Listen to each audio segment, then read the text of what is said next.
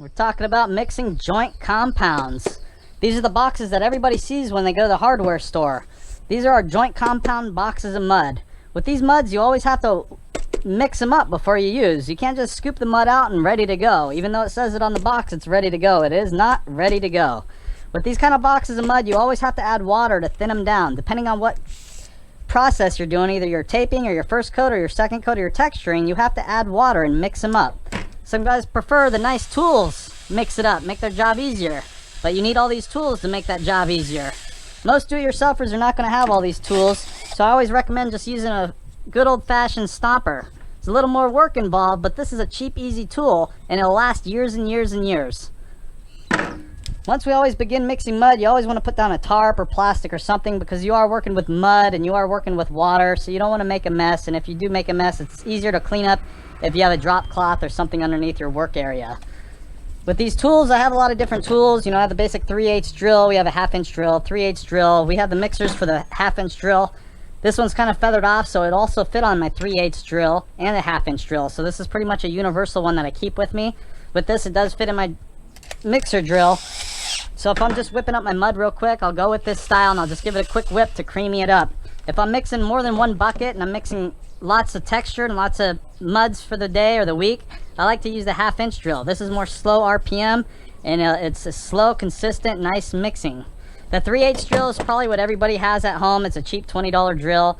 This will work only if you're mixing maybe 1 or 2 buckets. It's not really the go-to thing, but if this is all you have, it will work. But these are the basic joint compounds. Usually for a project, you're always going to need 1 or 2. I always recommend having a fresh water bucket, a fresh new sponge, and a bucket for your mud, and a lid for your bucket. So these are just basic things if you want to mix your mud. Like I said, if you don't have all these drills, that's fine and dandy. As long as you have this and a bucket, then you're in business. For the hand mixing technique, what I did is I just opened the box. Sometimes you can open the box and you can mix it inside the box, but I like to just dump my mud inside of a bucket. With this bucket, I can keep a lid on it and it keeps the mud fresh. Earlier, I dumped the box in here and I added some water, but you can actually dump off the water after you cap off the bucket. So I'm just going to show you examples of using the manual stomper versus the 1/2-inch drill stomper, or just a regular 3/8 drill. I like this 3/8 drill because it does fit on my regular cordless drill. This one I also kind of shaved it down so it fits on my regular drill, because I don't always have power on these jobs that I go to, and sometimes it's a lot of work to run extension cords and all this stuff. But I have the different drills there. I got my big dog, the 1/2-inch drill. This is definitely the go-to item for mixing more than one bucket. If you're doing bucket after bucket, you want to use a nice heavy-duty 1/2-inch drill. A cheap handyman 3/8 drill is good to have. They'll still do it, but you know, I only recommend maybe 1 or 2 buckets of that, because these are really not meant for tossing and turning heavy amounts of mud. But let me show you what the manual thing. This is the one I like to go to, because sometimes in these jobs there's no power, running extension cords and all that. It's just more tools for me to pull out and more stuff to put away at the end of the job. So sometimes I always stick to the good old faithful, the hand stomper. With the texture mud, when I first dump this mud into the bucket, it's really heavy, so I always like to add at least 1 full sponge of fresh, clean water. You always want to use fresh, clean water when you're working with materials. Hot muds, regular joint compounds. You don't want to use dirty water adding the stuff to your muds. You want nice, clean water. But with the old-fashioned stomper, we just like to go all the way down, and you just mix it up, mix it up, mix it up. But it's going to take a lot more energy, and you'll definitely get your workout in. So if you want to be lazy and you actually have the tools ready to go, so look at this beater. This is about a $10 mixer, nice little mixer that you see. I like the rounded one because it doesn't make a mess, and you can get the sides of the buckets. They have more aggressive paddles, but those tend to swish and swash mud and water all over the bucket, so I like to keep my jobs clean. A lot of guys used to do the chuck technique. That's fine if you want to do that. I just hand tighten it, and just with these, you just mix it up. While I'm mixing, I want to get the bottom, I want to get the sides, I want to go up and down, get every which way, so we get that water tossed and turned, and basically we're making a nice batter. Kind of like if you're a baker and you're making a nice dough, you want to get all the ingredients mixed in good. Same thing with the muds, you want to get all the moisture and all the waters, and you want to make a nice creamy mud. Well, I'm gonna go ahead and mix it up. It's gonna be a little noisy, but I'm just trying to show you the mud. Right now it looks kind of clumpy, and you know, you want it nice and creamy.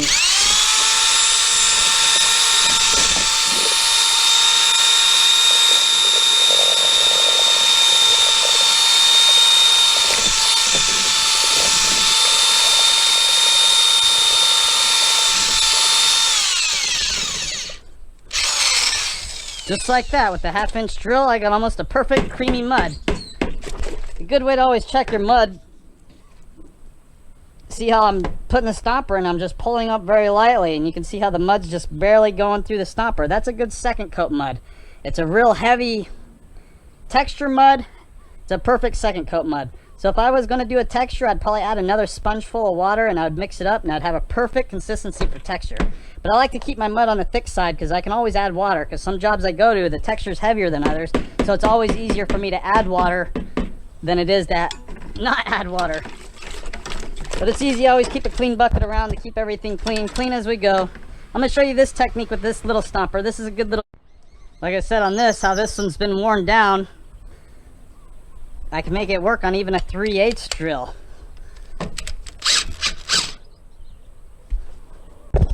This one worn down, used over the years. Now it's able to work on a 3/8 drill, so I don't always have to pull out this big dog. Sometimes in a work truck when you're in the field, it's nice to have all your tools, but sometimes you don't have everything you need per job. With this, it works with the 3/8 drill, same thing.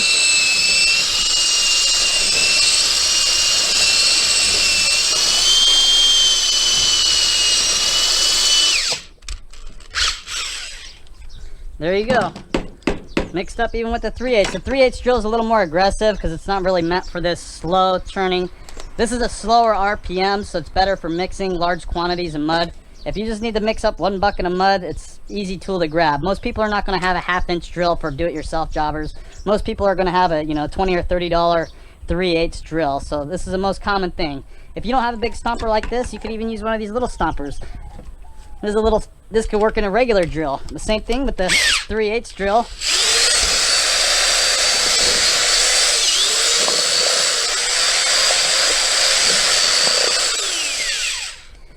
It's not as thorough and aggressive as this one, but it will do the trick. Since I work in the field a lot, I don't always have these tools pulling out extension cords and stuff like that, so I go the old-fashioned route. Look at this.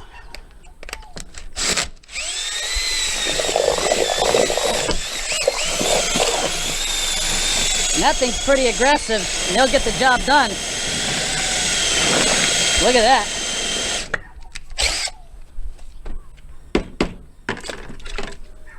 Same thing if I had to use a other one.